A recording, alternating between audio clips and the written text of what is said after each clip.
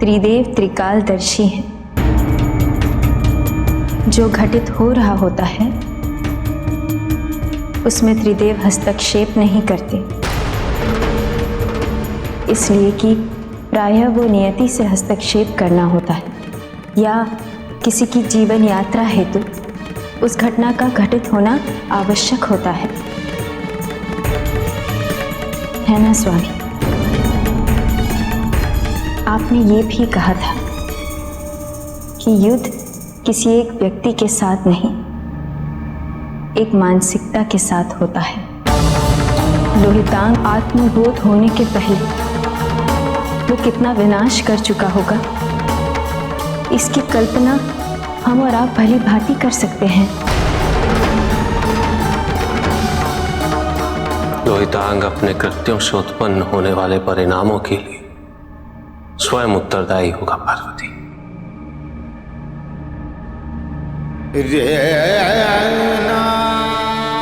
पार्वती, मैं तो केवल अपने अंश को पर्याप्त अवसर प्रदान कर रहा हूं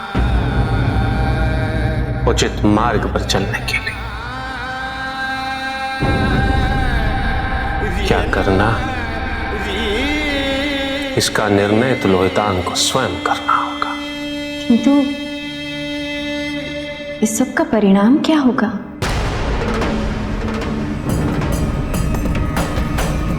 लोहितांग की जिस मानसिकता के विरुद्ध जो युद्ध शीघ्र आरंभ होगा उसका प्रभाव तो सब पर होगा पार्वती। कुछ व्यक्तियों को विवश होकर इस युद्ध में सम्मिलित होना पड़ेगा। कई निर्दोष व्यक्तियों को कष्ट भुगतने पड़ेंगे और यही मेरी चिंता का कारण है, क्योंकि मैं जानता हूं कि क्षति होनी तो निश्चित है, उसे रोका नहीं जा सकता।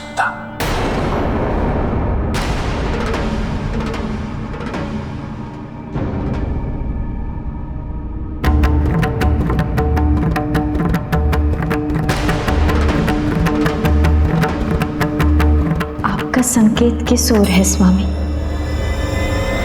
तुलसी,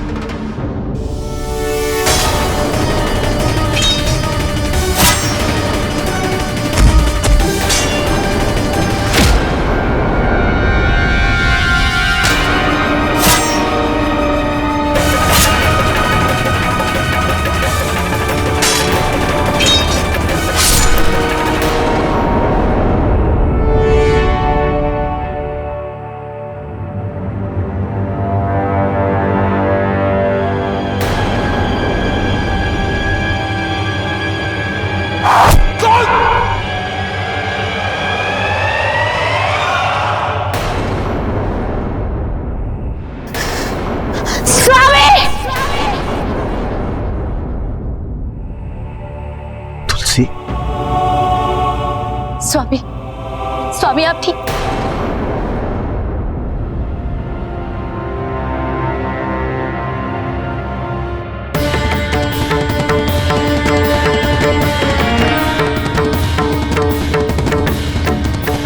नहीं नहीं, ये माला क्या हुआ तुलसी?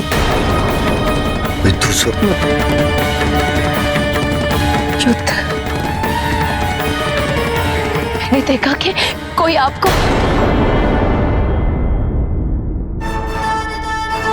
और फिर ये माला का टूटना, ये बहुत बड़ा अपशगुन है स्वामी। मुझे भय है कि कोई अनर्थ ना हो जाए। शांत हो जाओ तुलसी, मैं आपकी आस्था का सम्मान करता हूं, किंतु विश्वास और अंधविश्वास में अंतर होता है। तो स्वप्न था, यथार्थ नहीं। और फिर ये माला पुनः भी बनाई जा सकती है। महाराज,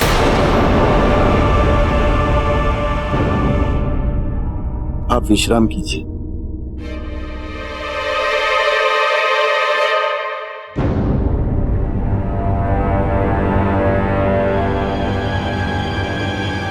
प्रणाम महाराज। क्षमा प्रार्थी हूं महाराज, मुझे इस मध्य रात्रि में आना पड़ा। महाराज, आपके आदेशानुसार मुझे इंद्र की गतिविधियों पर दृष्टि रखनी थी। क्या कर रहा है इंद्र? वो निघस पर आक्रमण करने की योजना बना रहा है। निघस? हाँ महाराज, हमारे गुप्तचरों के अनुसार इंद्र इसी उद्देश्य के साथ स्वर्गलोक से प्रस्थान कर चुका है महाराज।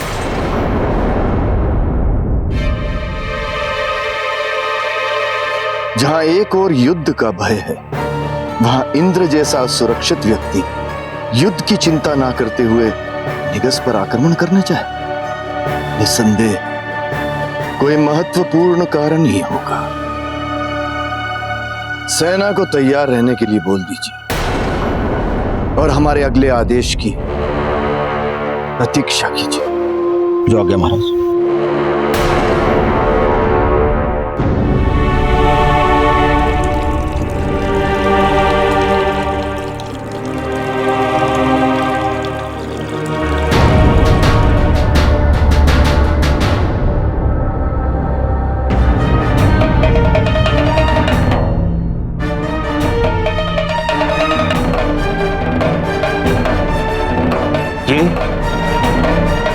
ये है तुम्हारा अति आवश्यक महत्वपूर्ण कार्य ऋषि पिपलाद।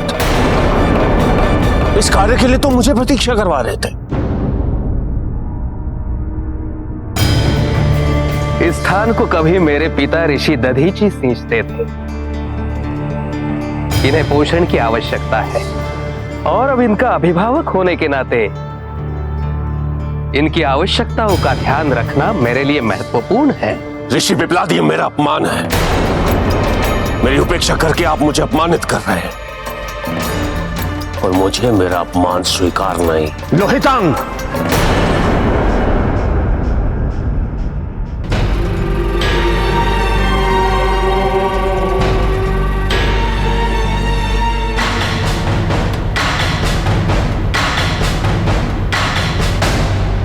ये कहकर तुम अपने गुरु का अपमान कर रहे हो लोहितांग।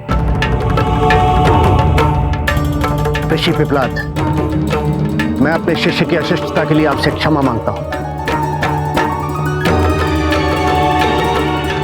लोहितांग, तुम जानते हो तुम किन के समक्ष हो, किन से बात कर रहे हो? क्या इनकी विशिष्टता का बोध है तुम्हें? तुम्हें इनसे क्षमा मांगनी चाहिए।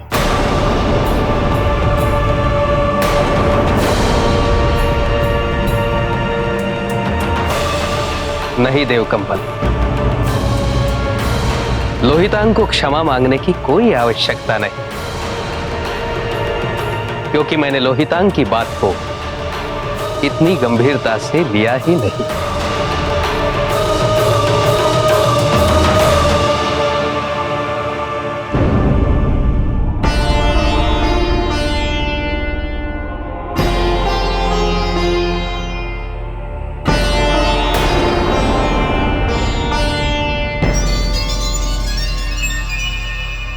लोहितांग, ये क्या कर रहे हो तुम? गुरुदेव, आप जानते हैं कि मुझे विलंब अच्छा नहीं लगता और जब वो विलंब आवश्यक ना हो तो मुझे क्रोध अवश्य आता है। आप जानते हैं गुरुदेव, मैं अपने लक्ष्य को प्राप्त करने के लिए अधीर हूं। मुझे शीघ्र अतिशीघ्र अपने भैया पर लगे प्रत्येक घाव का प्रतिशोध लेना है।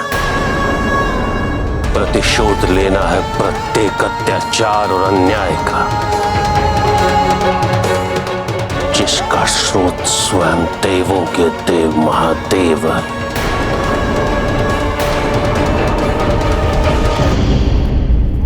पहुंच गया मैं निघस के निवास स्थान पर।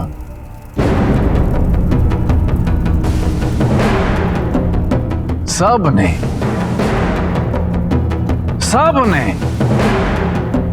यहाँ तक कि देवगुरु बृहस्पति और त्रिदेव ने भी मेरा विरोध किया, जैसे मुझे अपने उत्तरदायित्व का बोध ही नहीं है। किंतु आज ये स्पष्ट हो जाएगा कि यदि मैं देवराज इंद्र हूं तो क्यों? मैंने न केवल असुरों की योजना का पूर्व अनुमान लगा लिया, बल्कि इससे पहले लोहितांग निघस का प्रयोग नारायण के विरुद्ध करता, मैं उसे रोकने के लिए यहां पहुंच गया। आज मैं नारायण की रक्षा करूंगा, मैं त्रिदेव की रक्षा करूंगा, समस्त सृष्टि की रक्षा करूंगा। मैं सृष्टि का रक्षक कौन? त्रिदेव। और त्रिदेव का रक्षक कौन? देवराज इंद्र।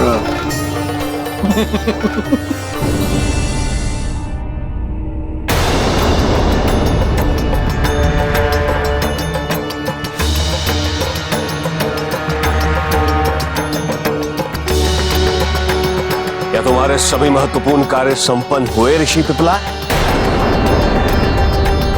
या अभी भी तुम्हारा जल अर्पित करना शेष है?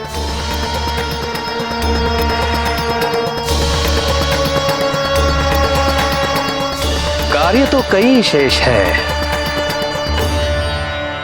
परंतु ऐसा प्रतीत होता है कि ज्योतिर्लिंगों के बारे में ज्ञान प्राप्त करने हेतु आप अधीर हैं। अधीर हूं ऋषि पिपला, किंतु मेरे धैर्य की परीक्षा ना लो। आइए।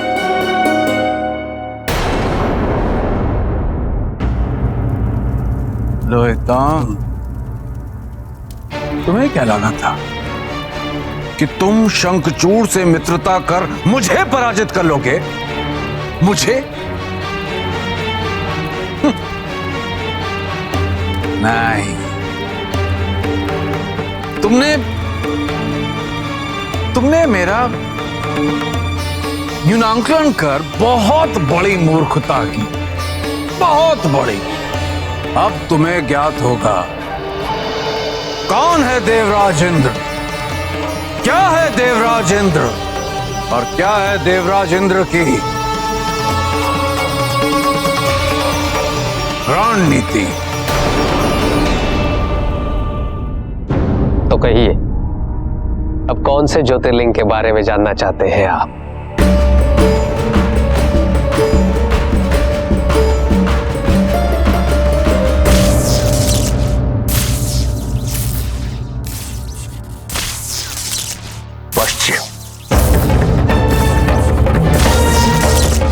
पश्चिम के बारे में बताइए मुझे। सोमनाथ की कथा। सोमनाथ,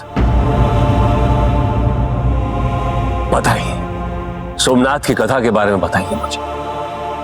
एक बार प्रजापति दक्ष ने अपने जामाता चंद्रमा से कुपित होकर उन्हें क्षय होने का श्राप दिया। अपनी व्याधा को पत्नी का स्थान न देकर तुमने घोर अपराध किया है चंद्रमा, इसलिए मैं ब्रह्मपुत्र प्रजापति दक्ष तुम्हें क्षय होने का श्राप देता हूं। चंद्रमा, एक माँ से उसकी संतान छीनने का महापाप मत कीजिए प्रजापति। इसने जो भी किया आप उसका दंड मुझे दे दीजिए प्रजापति। संसार के उद्धार के लिए उसका विनाश अनिवार्य था।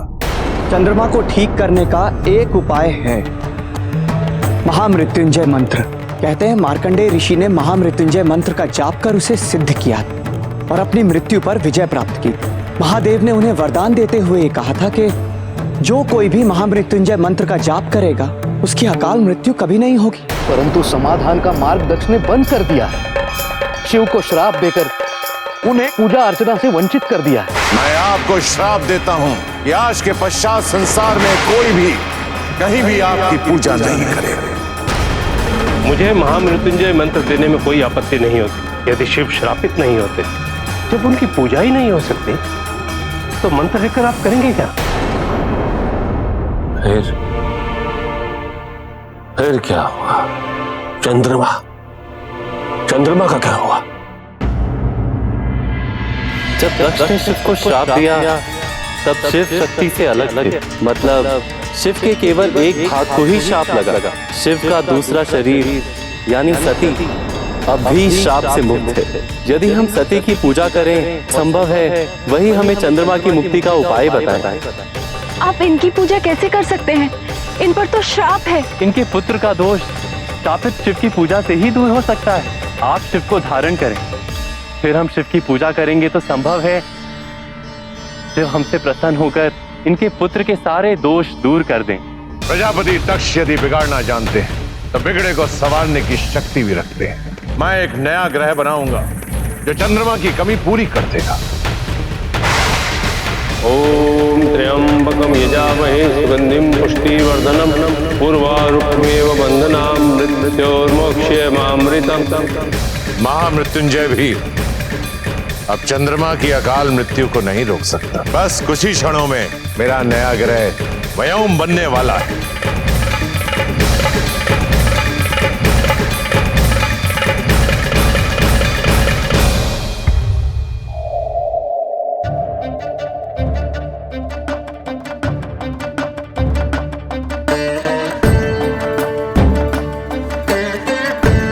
और फिर महादेव चंद्रमा को जीवन दान देने आ गए।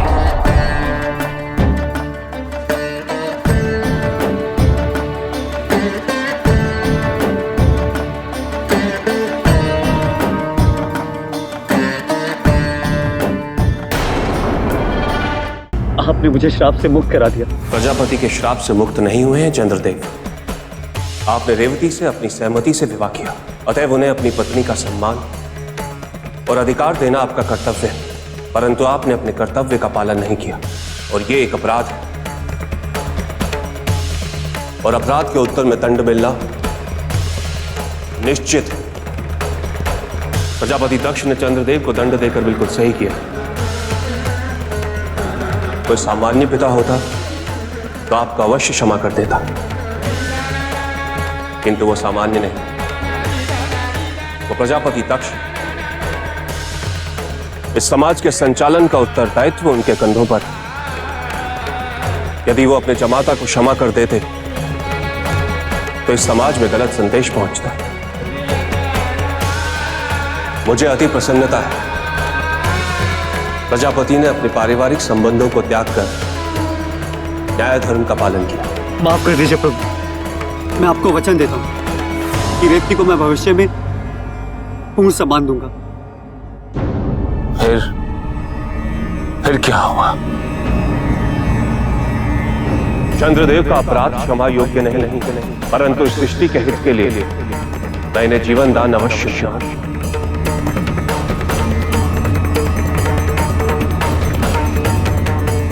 यद्यपि मैं इन्हें प्रजापति के श्राप से मुक्त नहीं कर सकता, परंतु अपने शीश पर धारण कर प्रजापति के श्राप से अभयदान अवश्य दे सकता हूं। फिर महादेव ने चंद्रमा को अपनी जटाओं में धारण किया।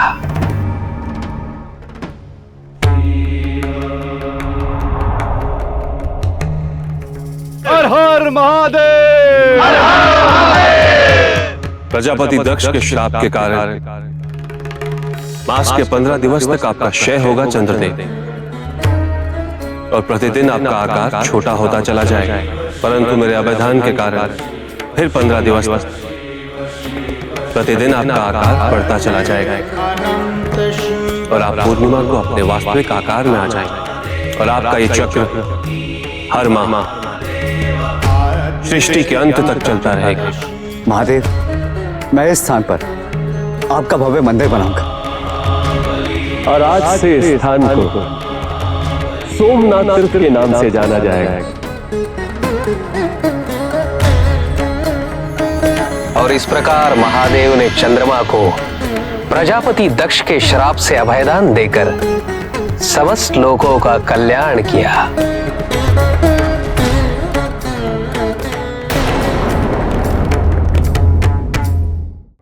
तो सोमनाथ की कथा पर आपके क्या विचार है लोहितांग? मेरे विचार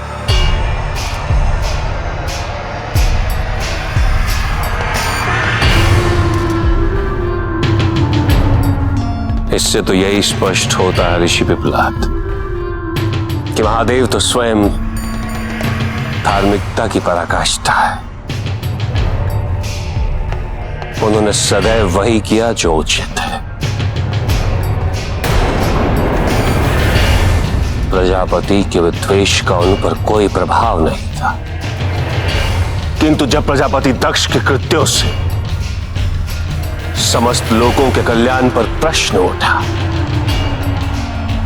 तो उससे महत्वपूर्ण उनके लिए कुछ भी नहीं था। प्रजापति दक्ष जैसे शक्तिशाली व्यक्ति के श्राप के प्रभाव से भी उन्होंने चंद्रमा की रक्षा की।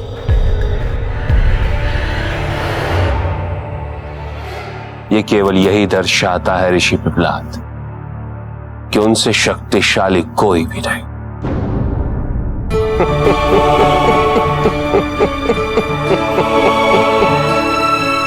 इसीलिए तो उन्हें देवों के देव महादेव कहते हैं। धन्यवाद ऋषि पिप्पलाद, सोमनाथ की इस कथा से अवगत कराने के लिए धन्यवाद।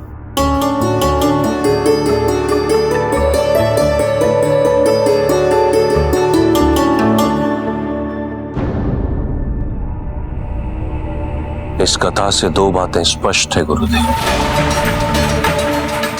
महादेव भी स्वयं श्राप के प्रभाव से मुक्त नहीं, और ब्रह्मा और विष्णु के बिना वो भी अस्थिर और असुरक्षित है। किंतु कुछ तो है, कुछ तो अवश्य है।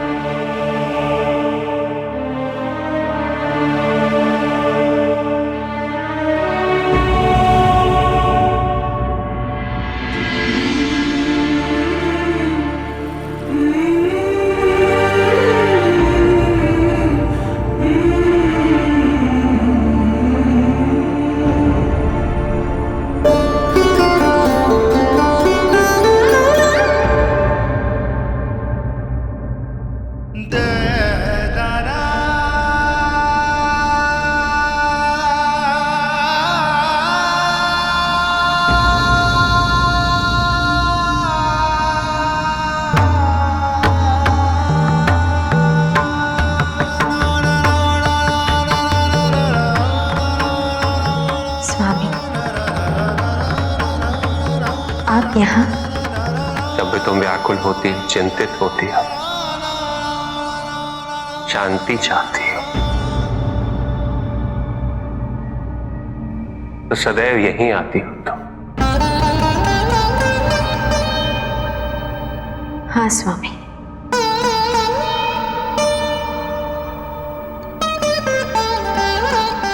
ये वो स्थान है जहां हमें शांति अवश्य प्राप्त होती है, किंतु आज पहली बार यहां आकर भी हमारा मन शांत नहीं। यहां आकर भी हम अपने आप को आश्वस्त नहीं कर पा रहे हैं कि सब कुछ अच्छा होगा, अपितु हमारी व्याकुलता और भी बढ़ गई है।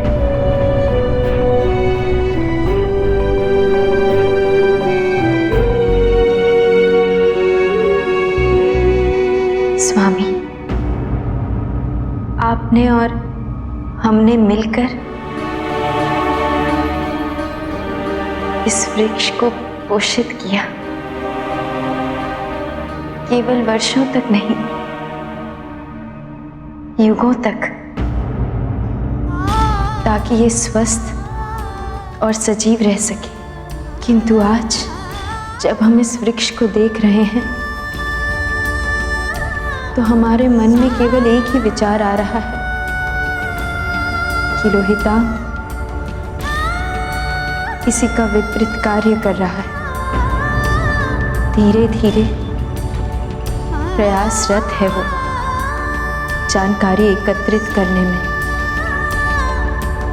ताकि वो सब नष्ट कर सके, आपके साथ युद्ध कर सके। उसने बैजनाथ और सोमनाथ की कथा सुन ली है। शीघ्र ही वो शेष ज्योतिर्लिंगों की भी कथा सुन लेगा। और हम ये सोचना भी नहीं चाहते कि समस्त ज्योतिर्लिंगों की जानकारी प्राप्त करके वो क्या करने वाला है।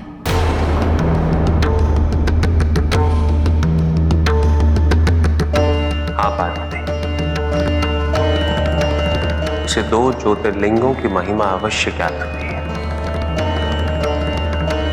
और शीघ्र ही वो शेष सभी ज्योतिर्लिंगों से अवगत भी हो जाएगा।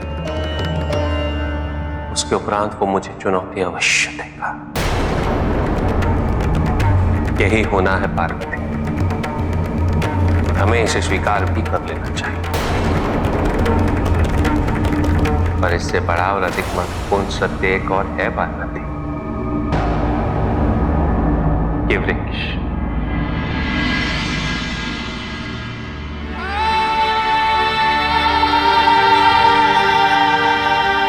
ये वृक्ष तुम्हारे और मेरे प्रेम का प्रतीक है पार्वती।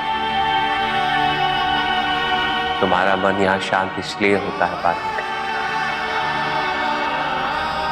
क्योंकि हम दोनों के असंख्य पल यहां प्रतिबिंबित होते हैं। हम दोनों ने इस वृक्ष को मिलकर सींचा है पार्वती, अपने प्रेम से। न जाने कितने ही संकटपूर्ण स्थितियों का साक्षी है ये वृक्ष, जिनका सामना मैंने और तुमने मिलकर किया है। ये प्रतीक है हमारे संबंध की सुदृढ़ता का।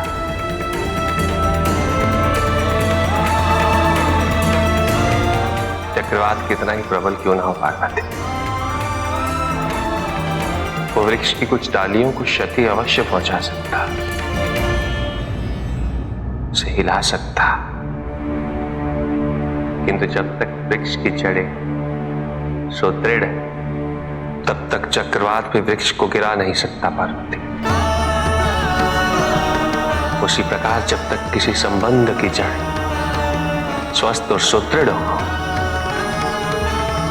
तब तक उस संबंध को भी कोई क्षति नहीं पहुंचाई जा सकती है पार्वती।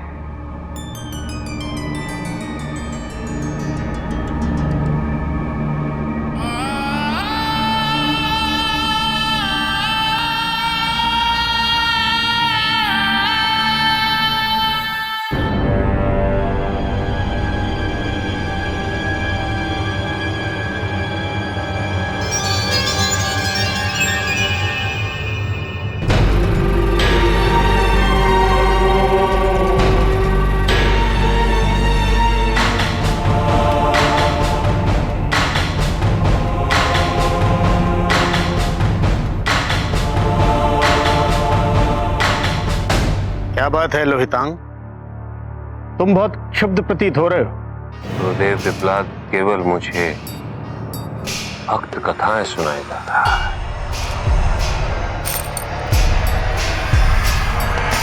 गुरुदेव, मुझे लगा था कि ज्योतिर्लिंग की कथा से मैं महादेव और उनके निजी जीवन के बारे में जानकारी प्राप्त कर पाऊंगा, किंतु प्रत्येक कथा में महादेव के प्रति उसके भक्तों की भक्ति का बखान, उसकी महानता का बखान है। नहीं गुरुदेव, नहीं, जो मैं ढूंढ रहा हूं वो मुझे नहीं मिल रहा। और यदि अब पिपलाद ने मुझे एक और भक्त की कथा सुनाई तो मैं सहन नहीं करूंगा।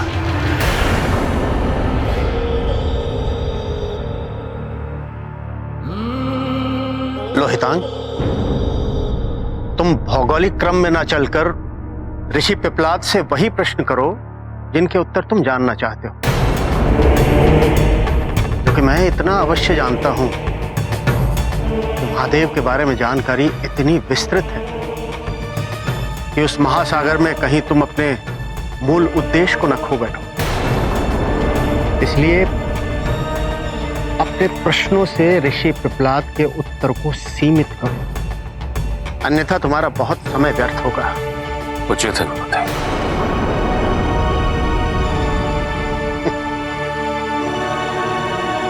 क्या हुआ गुरुदेव?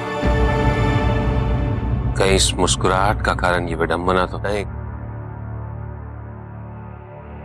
कि मैं अपने गुरु के साथ एक ऐसे स्थान पर प्रवेश करने जा रहा हूं जो अब मेरी पाठशाला के समान है, महादेव के बारे में जानकारी प्राप्त करने के लिए। लोहितांग, तुम तो अपने गुरु को भी पीछे छोड़ चुके हो। अर्थात? लोहितांग, तुमने कई ऐसे कृत्य किए हैं जिनके बारे में मेरे लिए भी जानना बहुत असंभव बात है, किंतु मुझे विश्वास है कि तुम्हारे पास उनके लिए कोई ना कोई कारण रहा होगा। आपका संकेत किस ओर है गुरुदेव? जैसे तुम्हारा लक्ष्य तो महादेव है, किंतु तुमने इंद्र पर आक्रमण करने के लिए शंखचूड़ से कहा। क्यों? किस लिए? हाँ गुरुदेव, मेरा मुख्य और अंतिम उद्देश्य महादेव अवश्य है, किंतु उस तक पहुंचने का मार्ग मुझे अभी मिला नहीं। मार्ग जो भी हो गुरुदेव, इतना सुनिश्चित है कि भविष्य में मुझे स्वर्ग की आवश्यकता अवश्य होगी। ये समझ लीजिए कि आपका शिष्य भविष्य की तैयारी अभी से कर रहा है, और फिर शंखचूड़ को मेरे विरुद्ध करने का प्रयास जो इंद्र ने किया था, उसे उसका मूल्य भी तो चुकाना ही होगा। लोहितांग, इस बार मैं तुमसे आगे हो गया। इधर मैं निगस्त का अंत करूंगा और उधर तुम्हारी सारी योजना ध्वस्त। लोहितांग,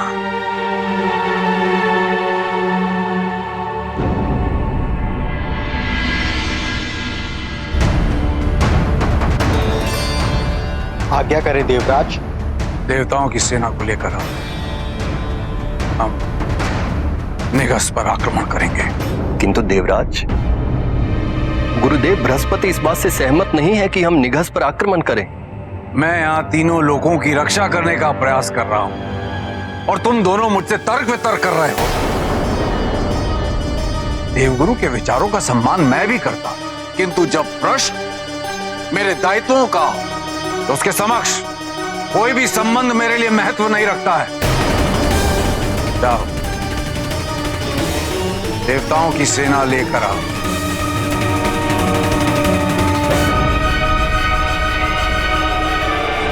हम निगस्त पर आक्रमण कर रहे हैं।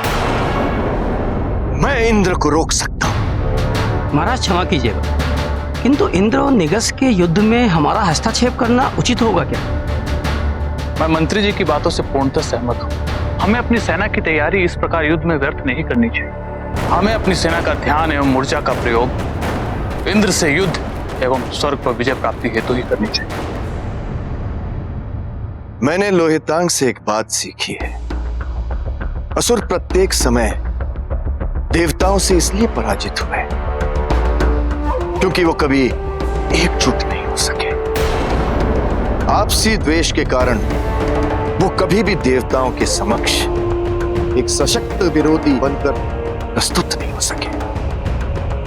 इंद्र की विजय का कारण यही रहा है कि वो असुरों में आपसी द्वेष उत्पन्न कराने में निरंतर सफल रहा है। यदि इंद्र निगस्त पर आक्रमण कर रहा है तो अच्छा यही होगा कि इस बार सारे असुर एकजुट होकर इंद्र से युद्ध करें। किंतु मैं इंद्र पर तब आक्रमण करूंगा जब लोहितांग कहेगा।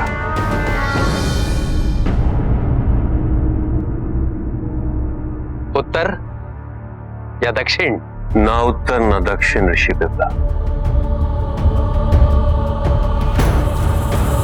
तुमने अभी तक मुझे 2 ज्योतिर्लिंगों की कथा सुनाई है, तो क्या इन 10 शेष ज्योतिर्लिंगों में कोई ऐसी कथा है जो महादेव की निजी कथा जो उनके पारिवारिक संबंधों के बारे में बताए, कैलाश के बारे में बताए। है कोई ऐसा? है। ऐसे एक ज्योतिर्लिंग की कथा है। वही कथा सुननी है मुझे। कौन सा ज्योतिर्लिंग है? मल्लिकार्जुन ज्योतिर्लिंग। ये ऐसा पहला ज्योतिर्लिंग है जिसमें देवी पार्वती और महादेव सम्मिलित रूप से स्थापित हैं। मल्लिका अर्थात देवी पार्वती और अर्जुन अर्थात महादेव। इस ज्योतिर्लिंग का संबंध महादेव के ज्येष्ठ पुत्र कार्तिकेय से है। एक बार प्रजापति विश्वरूप श्री गणेश से अपनी 2 पुत्रियों के विवाह का प्रस्ताव लेकर कैलाश पहुंचे। प्रजापति विश्वरूप, इतनी गुणी कन्याओं का ससुर होना किसे स्वीकार नहीं होगा। माता पार्वती ने प्रस्ताव स्वीकार किया, किंतु नियमानुसार जब तक ज्येष्ठ पुत्र कार्तिकेय का विवाह नहीं हो जाता तब तक गणेश का विवाह होना भी संभव नहीं था। गणेश के विवाह के पूर्व कार्तिकेय का विवाह होना अनिवार्य है। कार्तिकेय नहीं चाहते थे कि वो अपने अनुज गणेश के किसी भी शुभ कार्य में बाधा बने। अपने विवाह के कारण मैं अपने उन दायित्वों की उपेक्षा नहीं कर सकता और मेरे कारण गणेश के विवाह में विलंब हो, ये मेरे लिए बहुत दुख की बात है मां। इसलिए वो कैलाश से चले गए। गणेश को जब ये ज्ञात हुआ तो उन्होंने स्पष्ट कर दिया कि उनका विवाह कार्तिकेय की उपस्थिति में ही संपन्न होगा, अन्यथा नहीं। महादेव कार्तिकेय को समझाने के लिए क्रौंच पर्वत पर पहुंचे। कार्तिकेय, दक्षिण के दायित्वों को जो प्राथमिकता तुमने दी है उससे मैं अत्यंत प्रसन्न हूं पुत्र, किंतु साथ ही साथ तुम्हें अपने व्यक्तिगत दायित्वों की पूर्ति भी करनी होगी। मैं वही तो कर रहा हूं पिताजी। यदि मैं कैलाश पर रहता तो मां की दुविधा और बढ़ जाती। समस्याओं से पलायन करना यदि समस्याओं का समाधान होता तो इस संसार का क्या होता पुत्र? कार्तिकेय समझ नहीं पाए कि उनके माता पिता जो कुछ भी कर रहे हैं वो सबके भले के लिए है। सबके भले के लिए? ये कैसा विचित्र तर्क है ऋषि विप्र। स्पष्ट है कि महादेव और पार्वती केवल कार्तिकेय की उपेक्षा कर रहे हैं। अब समझ में आ रहा है मुझे। क्या? भाई, तो कार्तिकेय से मिलकर मुझे अनुभव हुआ था। मैं कार्तिकेय से भेंट कर चुका। संघर्षपूर्ण भेंट थी वो, किंतु उस संघर्ष में एक क्षण ऐसा भी आया था जब मुझे यह आभास हुआ कि मैं कार्तिकेय से भिन्न नहीं हूं। फिर मैंने सोचा कि नहीं, ऐसा मुझे इसलिए लग रहा है क्योंकि हम दोनों ही शिवांश। इसीलिए मैंने उस अनुभूति को महत्व नहीं दिया। किंतु अब मुझे समझ में आ रहा है कि वो संबंध केवल शिवांश होने तक ही सीमित नहीं था। स्वयं कार्तिकेय ने भी यह सब कुछ सहा है। पुत्र कार्तिकेय को अपनी भूल का आभास हो गया था, किंतु लोहिता, उसे यह आभास क्यों नहीं हो रहा कि जो उसे सत्य प्रतीत हो रहा है वो सत्य है ही नहीं।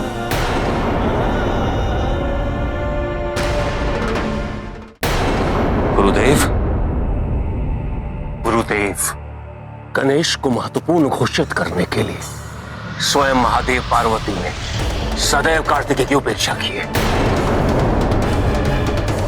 वो भले ही गणेश को प्रथम पूज्य घोषित करने की प्रतिस्पर्धा ही क्यों ना रही हो, जिस प्रतिस्पर्धा में स्वयं गणेश ने महादेव और पार्वती की परिक्रमा कर उसे संसार की परिक्रमा घोषित कर दिया था, वो छल था गुरुदेव। किंतु विजय तो महादेव और पार्वती ने अपने पुत्र गणेश को बना दिया। परंतु गणेश ने वही कहा जो महादेव सुनकर प्रसन्न होते, इसीलिए वो विजयी हुआ। अंधे हैं वो सभी जिन्हें महादेव का पक्षपात नहीं दिखता, जिन्हें यह नहीं दिखता कि इस संसार में देवताओं से स्वार्थी कोई भी नहीं। कोई भी प्रसंग उठा लो, यदि तुमने त्रिदेव की स्तुति की तो तुम विजयी हुए, और यदि तुमने उनका विरोध किया तो पराजित। तुम्हारे त्रिदेवों को केवल यही चाहिए ऋषि पिपलाद, कि समस्त संसार उनका प्रशस्ति गान करता रहे। लोहितांग, तुम्हारे त्रिदेवों को केवल यही चाहिए ऋषि पिपलाद, कि समस्त संसार उनका प्रशस्ति गान करता रहे। लोहितांग, शांत शांत देव कंपन, उन पे क्रोधित मत होइए। केवल एक प्रश्न ही तो पूछा है उन्होंने, और मेरा दायित्व है कि मैं उन्हें उसका उत्तर दे दूं।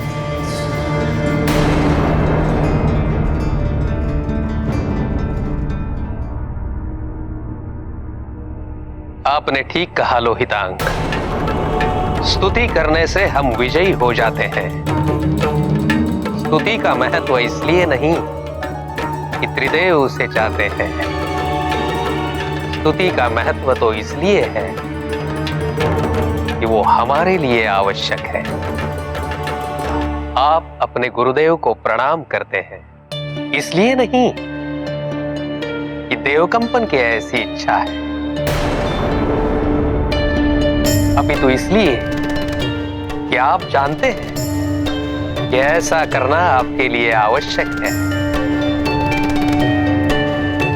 जब आप गुरु के समक्ष शीश झुकाते हैं तो आपका अहम भाव नियंत्रित होता है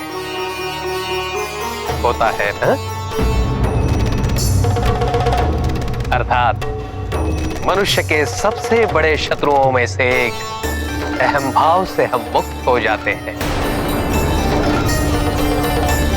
यही होता है जब हम त्रिदेव या देवताओं की स्तुति करते हैं। भक्ति की आवश्यकता हमें है, हमारे आराध्य या गुरु को नहीं। ऋषि पिपलाद, मैं यहां भक्ति का पाठ पढ़ने नहीं आया, और तुम मेरे लिए महादेव की महिमा का प्रशस्तिगान करना बंद करो। महादेव की त्रुटियों को उनकी दिव्य लीलाओं में छुपाना बंद करो पिपलाद। तुम जैसे व्यक्तियों द्वारा महादेव के कृत्यों की तर्क विरुद्ध व्याख्याएं मेरे और कार्तिकेय जैसों के लिए कष्टों का आधार बनती है ऋषि पिपलाद। किंतु ये सब कह के मैं अपना समय क्यों व्यर्थ कर रहा हूं, तुम नहीं समझोगे। कि मैं समझता हूं, ऐसा प्रतीत होता है जब स्वयं माता पिता ही संतान की उपेक्षा करते हैं, उसका परित्याग करते। मैं समझता हूं, भली भांति समझता हूं।